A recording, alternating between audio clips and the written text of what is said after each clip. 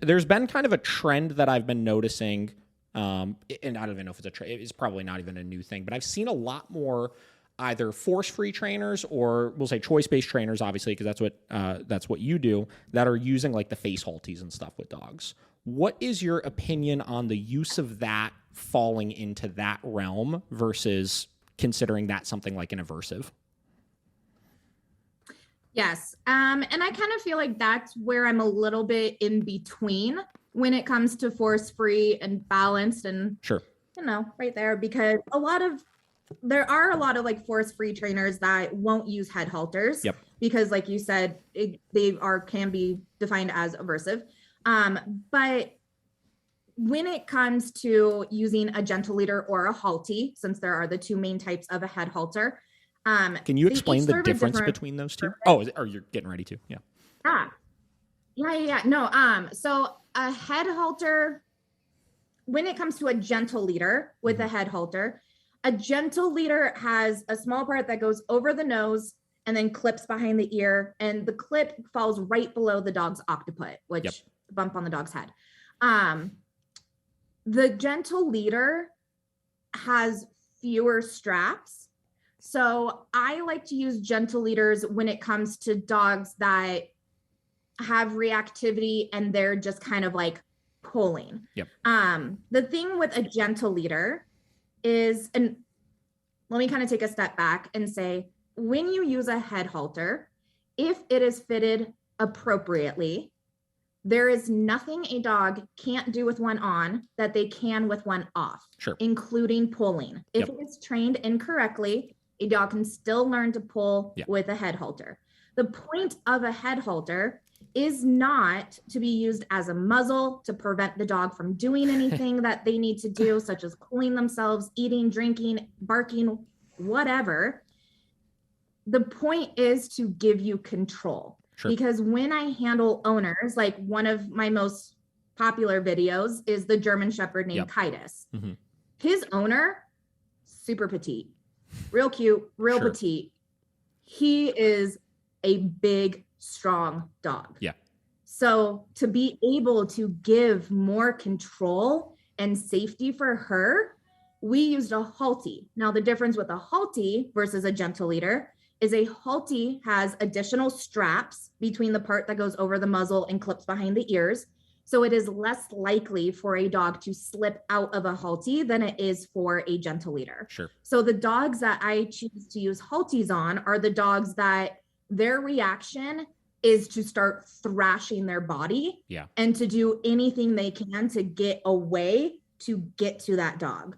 And most of the time when I use Haltis, it's more along the lines of like, hey, we're kind of veering more towards the aggression side rather than the reactivity side. Mm-hmm. And so a gentle leader, dog can slip out of it, especially if you handle it incorrectly, where if the dog like pivots around where their head faces you and then pulls against you as you pull against them, that muzzle part's going to slip off. Yep.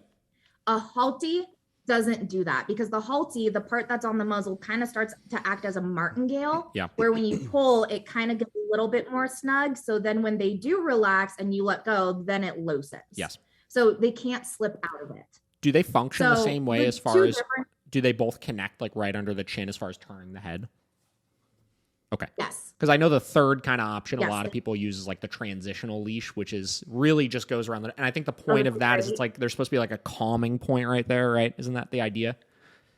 Yeah, no. A lot of the times, and a lot of with the controversy when it comes to head halters is like the sensitivity of the dog's nose. Yeah.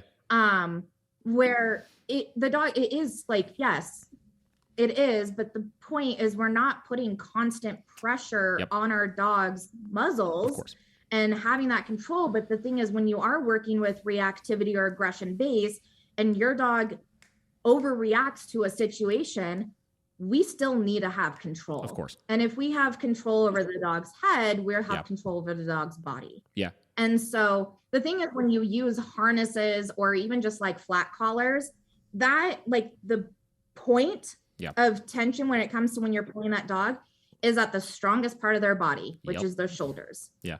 And so when you're doing that, it doesn't give you that control, especially depending on the dog's behavior, I could say. Yeah. The other thing with a Halti that gives extra security is while the Halti does link under the dog's chin to your leash, there is an additional strap that also links to the dog's collar. Yep. With the gentle leader, it only links to the leash. So if it slips off, then you are reliant on the part that clips behind their ears to act as a collar, but you also added about 6 inches to your leash that you now need to get under control. Yeah. So that it depends on the dog's behaviors on which one I use. Yep. But I get a lot of people that will come onto my Instagram and they'll notice that I use head halters with certain dogs and they don't like it. Yeah. But I think it's okay. I mean, I'm here for the dog. I'm here for the owner. Yes. And whatever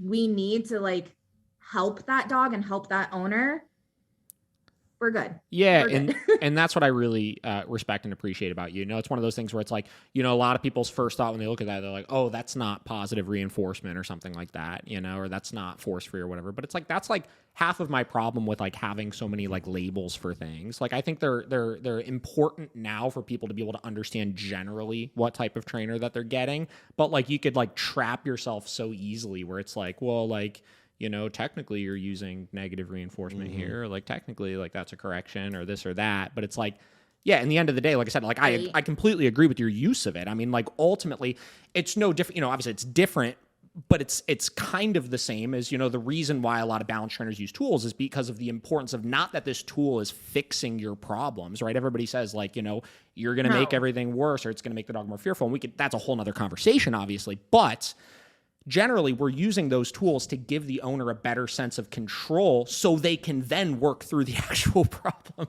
You know what I mean?